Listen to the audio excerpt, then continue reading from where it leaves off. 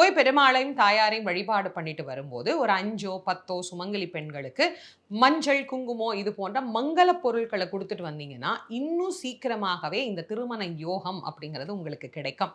அடுத்ததா, சுக்கிரனுடைய தோஷங்கள் நமக்கு நீங்கிறதுனால, நல்ல செல்வ செழிப்பு அப்படிங்கிறது ஏற்படும். திருவரங்கத்துல இருக்கிற பெருமாள் செல்வ நலன்களையும் நமக்கு வாரி வாரி வழங்கக்கூடிய பெருமாளாகவும் நமக்கு எழுந்தருளி அருள் புரிகிறார்.